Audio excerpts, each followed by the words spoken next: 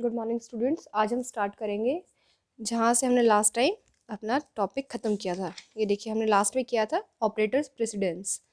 अब हम इससे आगे एग्जाम्पल है यहाँ से स्टार्टिंग कर रहे हैं। हमें इस एग्जाम्पल में सॉल्व करनी है गिवन एक्सप्रेशन। तो इनका करने के लिए ये वेरिएबल्स है और शॉर्ट फॉर्म में यूज्ड है, तो इनके लिए ऊपर वैल्यूज़ बता दी है। फर्स्ट हमें दिया है I plus is equals to J minus K into X plus Y. तो इनको सॉल्व करने के लिए हमें प्रेसिडेंस टेबल का यूज़ करेंगे। तो फर्स्ट देखिए हमारा क्या रहेगा, i is equals to J minus K into X plus Y, ये दिया है। सबसे पहले हम अपनी राइट हैंड साइड सॉल्व करेंगे। तो राइट हैंड साइड में है जे minus K into X plus Y. तो एक माइनस का साइन दिख रहा है, देन मल्टीप्लीकेशन है, देन एडिशन है। तीनों में से प्रेसिडेंस में कौन ज़्यादा है, किसका लेवल अप था, ये था। तो नंबर 1 पे हम सॉल्व करेंगे मल्टीप्लीकेशन को।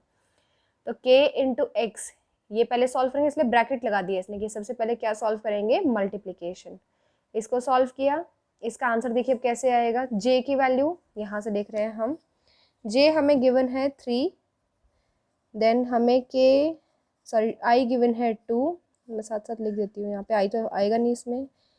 देन है k is 4, next is x is 1, y is 1.0 है, ये 1.5 है क्योंकि ये दोनों फ्लोट में है।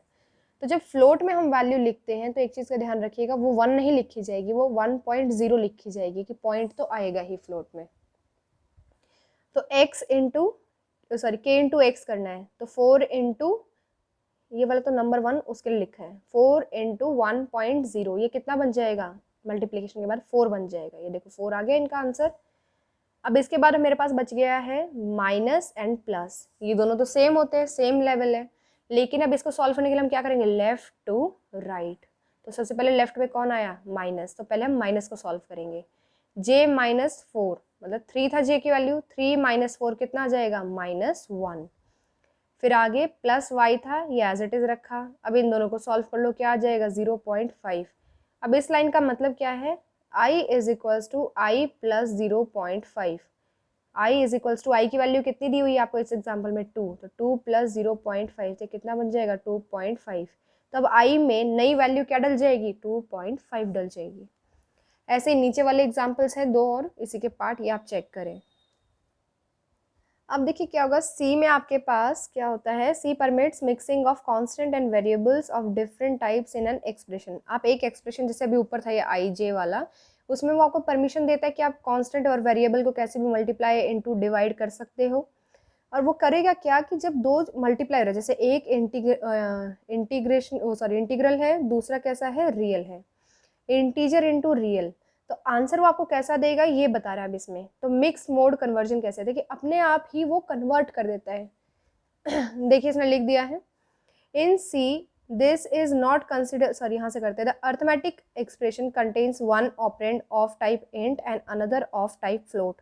कि ये वाला तो कैसा है, इंटीजर है तो इंट हो गया, ये वाला फ्लोट है क्योंकि इसमें क्या आ रहा है, पॉइंट आ रहा है यहाँ पे। फिर इसने कहा in C this is not consider as an error, instead the integer value is automatically converted to the type double for the calculation. अब इसने क्या कहा है कि सी में इसको एरर नहीं कहेगा कि इंटीजर इनटू फ्लोट दे दिया आपने, वो क्या करेगा, इंटीजर को अपने आप डबल में ले लेगा। डबल का मतलब फ्लोट की बड़ी वाली जिसमें ज़्यादा रेंज थी, उसी को कहा था हमने डबल, जिसमें पॉइंट आएगा लेकिन फ्लोट से ज़्यादा उसकी मेमोरी होती है।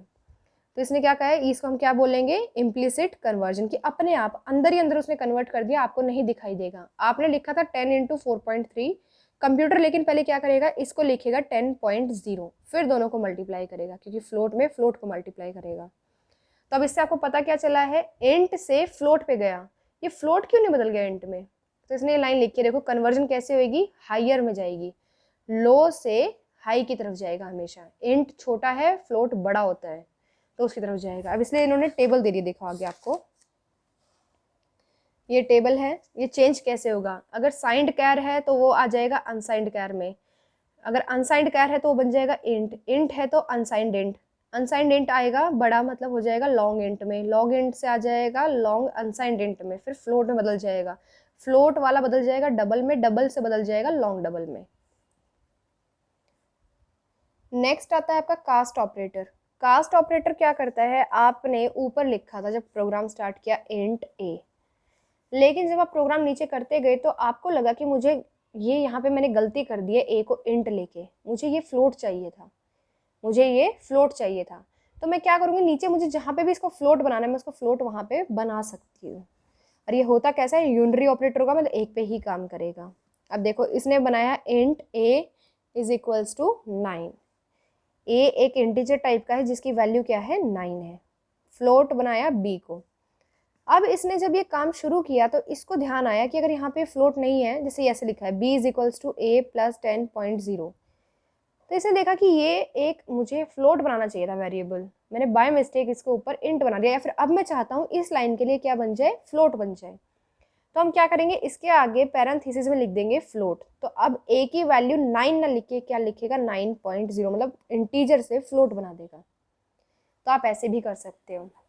नेक्स्ट आता है आपका लाइब्रेरी फंक्शंस। लाइब्रेरी फंक्शंस क्या होते हैं, आपके ऊपर मैंने आपको फर्स्ट डे बताया था कि हैश इंक्लूड, ये वाली आप डायरेक्टरी यूज़ करेंगे और इसके अंदर लिखेंगे stdio.h, फिर दूसरी लिखोगे आप हैश इंक्लूड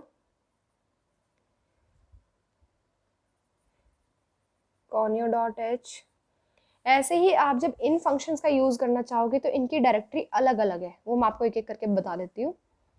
अगर आपको निकालना है एब्सोल्यूट वैल्यू, मतलब किसी का मॉड निकालना है, आपको अपने प्रोग्राम में मॉड निकालने की ज़रूरत पड़ रही है, मॉड के लिए ये यूज़ होता है, ABS लिखते हैं हम एब्सोल्यूट वैल्यू।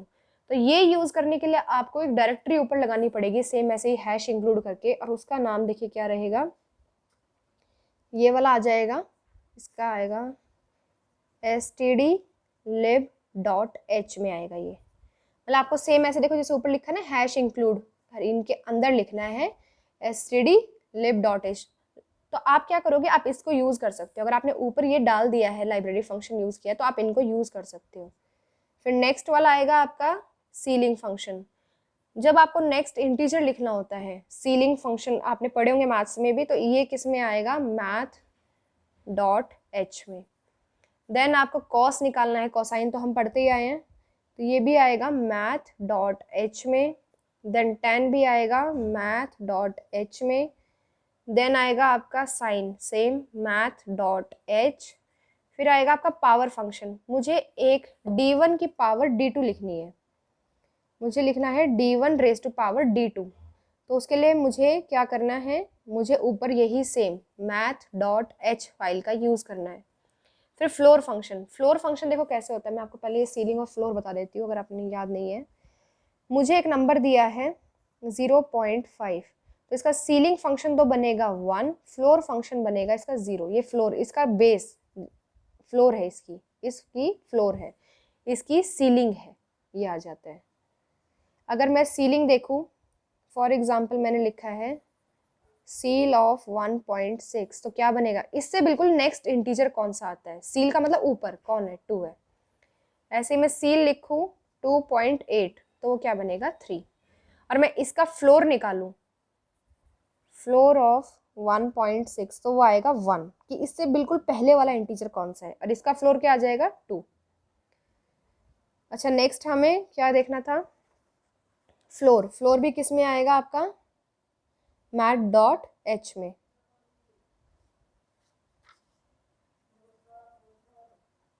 math.h में आ गया। देन आप निकालेंगे फैब्स। फैब्स का मतलब आपका है एब्सोल्यूट वैल्यू ऑफ रियल। ऊपर इंटीजर की एब्सोल्यूट वैल्यू निकाली थी, अब हम निकाल रहे हैं रियल की। रियल वाली किस में आ जाएगी, ये भी आएगी आपकी math.h में।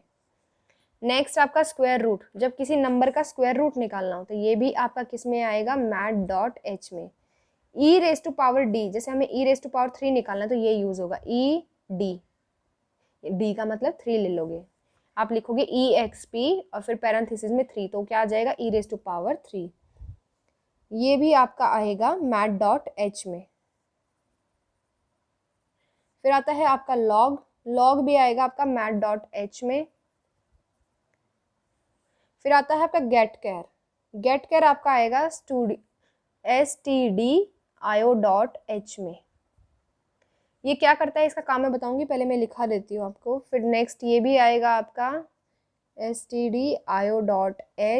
देन आपका 2sky, अगर मुझे किसी की sky वैल्यू देखनी है तो वो भी मैं इससे चेक कर सकती हूँ, वो आएगा c टाइप डॉट एच में मुझे किसी को लोअर केस में, मैंने बाय मिस्टेक, मुझे ये था कि मैं एक फॉर्म फिल करा रही हूँ किसी से, उसमें सब कुछ लोअर केस, मतलब जो अल्फ़ाबेट छोटे होते हैं स्मॉल ABCD उसमें होना चाहिए।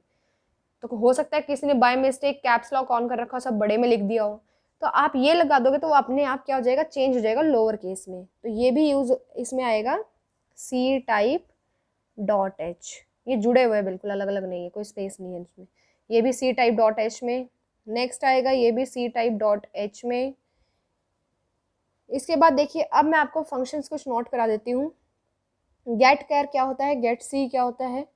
गेट कैर क्या करता है, आपका ये कैरेक्टर आपका गेट करने के लिए वेट करेगा। जैसे मैंने ये आपका प्रोग्राम लिखा और ये इसकी आउटपुट आई, तो ये कंप्यूटर क्या करता है, जैसे ही आप ये लिखोगे और आपने रन किया, मतलब आउटपुट देखने के लिए, तो ऐसे आउटपुट दिखा एकदम वो करके डलवा के आपसे वैल्यू जो वापस बैक कर जाता है, तो आपका आउटपुट दोबारा नहीं दिखती है। तो हमें लेकिन आउटपुट देखनी है कि मेरा आंसर क्या है, तो वो क्या करेगा, गेट कैर लगा देते हो आप, तो वो इसी स्क्रीन पे रोक के रखेगा जब तक आप कोई की प्रेस नहीं कर दोगे, वो यही दिखाता रहेगा आपको, इसलिए हम गेट कैर का यूज़ करते हैं। नेक्स्ट आपका जो प्रोग्राम है उसका एग्जाम्पल देखते हैं। ये दिया है हाउ टू यूज़ SQRT, मतलब स्क्वायर रूट निकालना है किसी फंक्शन का। सबसे पहले लगेगी आपकी हैश इंक्लूड stdio.h, ये तो हमेशा है, ये वाली भी हमेशा लगेगी।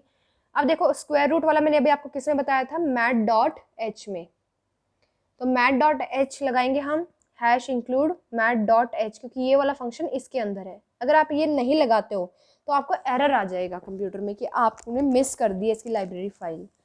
फिर आप अपना मेन फंक्शन यूज़ करोगे, वॉइड स्पेस मेन, फिर उसकी पैरेंथेसिस और यहाँ से ब्रैकेट स्टार्ट।